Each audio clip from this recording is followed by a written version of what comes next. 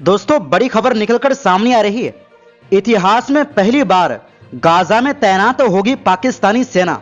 ये 2 मुस्लिम देश भी भेजेंगे सैनिक। हमास के हथियार छोड़ने पर इजरायल का बड़ा बयान। अगली खबर में आपको बताएंगे अमेरिका को बड़ा झटका।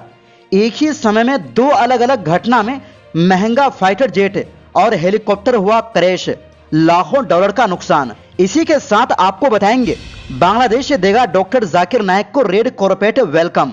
यूनुस सरकार ने 1 महीने के दौरे की दी मंजूरी। शेख हसीना ने लगाया था प्रतिबंध।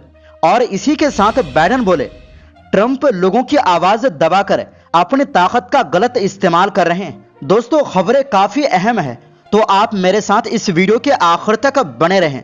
तो बिना देर किए खबरों की शुरुआत करते हैं।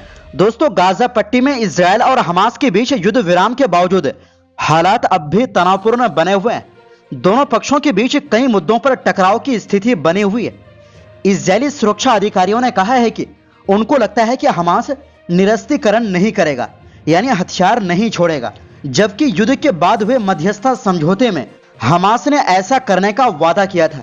दूसरी तरफ गाजा में अंतर्राष्ट्रीय सेना की तैनाती को लेकर तैयारियां जारी है। माना जा रहा है कि इस सेना में पाकिस्तान की सबसे बड़ी भूमिका हो सकती है। अगर ऐसा हुआ तो यह इतिहास में पहली बार होगा जब पाकिस्तान के फौज गाजा पट्टी में तैनात होंगे। यह फिलिस्तीन के लिए एक अच्छी खबर हो सकती है। दरअसल इजरायली वेबसाइट वायनेट की रिपोर्ट के मुताबिक हाल ही में हुए युद्ध विराम समझौते के तहत जल्द ही गाजा पट्टी में एक इंटरनेशनल स्टेबलाइजेशन फोर्स यानी ISF भेजा जाएगा। इस बल में 3 मुस्लिम बहुल देशों इंडोनेशिया, पाकिस्तान और अजरबैजान के सैनिक शामिल होने की उम्मीद है। ये सेना गाजा में कानून व्यवस्था और सुरक्षा बनाए रखने, सीमाओं की निगरानी करने और हथियारों की तस्करी रोकने का काम करेगी। यानी युद्ध के बाद गाजा में शांति और पुनर्निर्माण सुरक्षित करने की जिम्मेदारी इस फोर्स पर होगी। रिपोर्ट के मुताबिक इंडोनेशिया का नाम पहले भी अमेरिका के मध्यस्थता में हुए अब्राहम समझौते में संभावित साझेदार के रूप में आया था।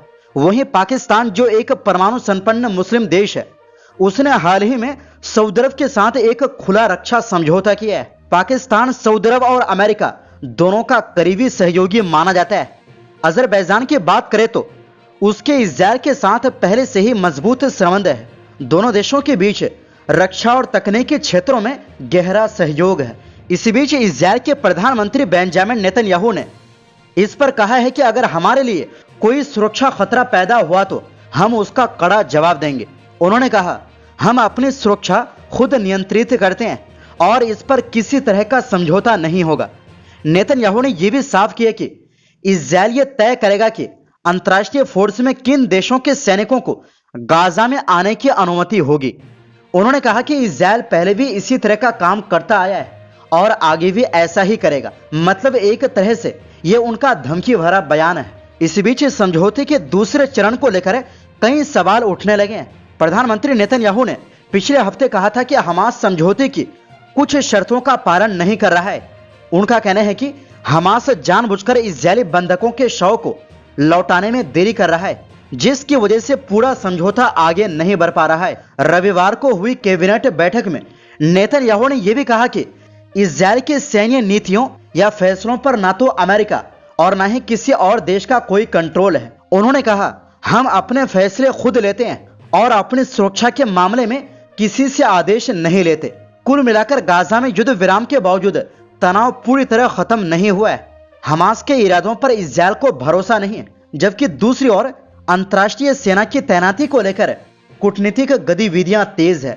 अगर पाकिस्तान, इंडोनेशिया और अजरबैजान की भागीदारी तय होती है तो यह गाजा में स्थायी शांति और पुनर्निर्माण की दिशा में एक बड़ा कदम साबित हो सकता है।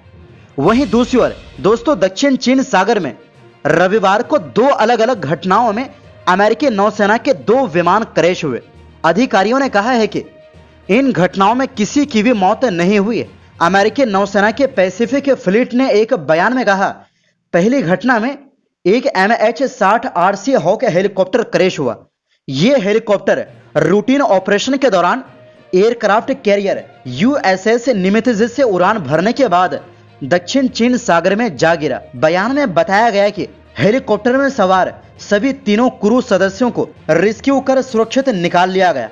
अमेरिकी नौसेना ने बताया कि इसके करीब आधे घंटे बाद एक Boeing FA-18F super hornet fighter jet भी रूटीन ऑपरेशन के दौरान USS निमित्ज से उड़ान भरते समय दक्षिण चीन सागर में जा गिरा। अमेरिकी नौसेना के मुताबिक फाइटर जेट में सवार दोनों सदस्यों ने खुद को बाहर निकाल लिया और उन्हें रेस्क्यू कर सुरक्षित बचा लिया गया। बयान में कहा गया कि इन दोनों घटनाओं के कारणों की जांच की जा रही है। ये दोनों घटनाएं ऐसे वक्त पर हुई है जब अमेरिकी राष्ट्रपति डोनाल्ड ट्रंप एशिया दौरे पर है। सोमवार को ट्रंप जापान पहुंच गए हैं। इससे पहले वो इंडोनेशिया में थे। इस साल की शुरुआत में भी अमेरिकी नौसेना के aircraft carrier Harry S Trueman से ऑपरेशन के दौरान 2 अमेरिकी लड़ाकू विमान मध्य पूर्व क्षेत्र में जा गिरे थे। इसी के साथ आपको बता दें कि दोस्तों, बांग्लादेश सरकार ने डॉक्टर जाकिर नायक को 1 महीने के दौरे की मंजूरी दे दी है। मीडिया रिपोर्ट्स के मुताबिक यूनुस सरकार अगले महीने डॉक्टर जाकिर नायक के लिए रेड कॉर्पेट बिछाने की तैयारी कर रही है। नायक की बांग्लादेश में यह पहली यात्रा होगी। वो इस दौरान कई शहरों में धार्मिक उपदेश देगा। इवेंट ऑर्गेनाइजर के मुताबिक इस दौरे को सरकार ने मंजूरी दी है और अधिकारी इसमें मदद कर रहे हैं। इस दौरे से जुड़ी प्रेस कॉन्फ्रेंस 20 नवंबर के बाद आयोजित की जाएगी, जिसमें कार्यक्रम स्थल, टिकटिंग से जुड़ी जानकारियां दी जाएंगी।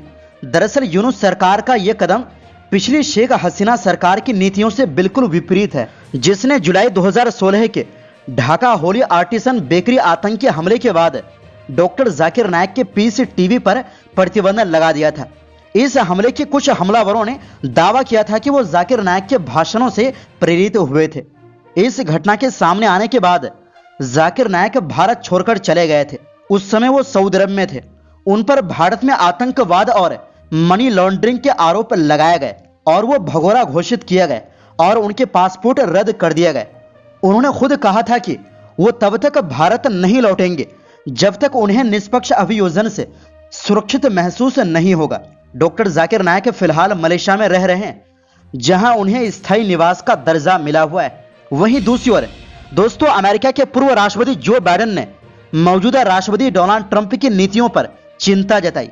उन्होंने कहा कि ट्रंप अभिव्यक्ति की आजादी को दबा रहे हैं और अपनी ताकत का गलत इस्तेमाल कर रहे हैं। 82 साल के बाइडेन ने बोस्टन में रविवार रात एडवर्ड एम केनेडी इंस्टीट्यूट से लाइफ टाइम अचीवमेंट अवार्ड लेने के बाद यह बात कही। उन्होंने कहा कि अमेरिका में राष्ट्रपति की ताकत सीमित होनी चाहिए। संसद और कोर्ट को अपने तरीके से काम करना चाहिए, लेकिन ट्रंप की वजह से सरकार का कामकाज लंबे समय से बंद है। इससे ट्रंप सरकार को ज्यादा कंट्रोल कर रहे हैं। बाइडेन ने कहा, यह मुश्किल वक्त है, लेकिन हमें हिम्मत नहीं हारनी चाहिए। हम फिर से सही रास्ता पाएंगे और पहले से ज्यादा मजबूत बनेंगे। उन्होंने उन लोगों की तारीफ की जो ट्रंप के खिलाफ खड़े हैं, जैसे कि नौकरी छोड़ने वाले सरकारी कर्मचारी, ट्रंप की आलोचना करने वाले स्कूल, कॉलेज और हास्य कलाकार। बाइडेन ने कहा कि लेट नाइट शो के लोग अपनी नौकरी जोखिम में डालकर भी सच बोल रहे हैं। उन्होंने उन रिपब्लिकन नेताओं की भी तारीफ की जो ट्रंप के खिलाफ बोल रहे हैं। बाइडेन ने कहा कि अमेरिका की कहानी आसान नहीं है। 250 साल से यह मुश्किलों और मौकों के बीच की लड़ाई है। तो दोस्तों, फिलहाल के लिए इस रिपोर्ट में बस इतना ही। फिर मिलते हैं एक नई रिपोर्ट्स के साथ।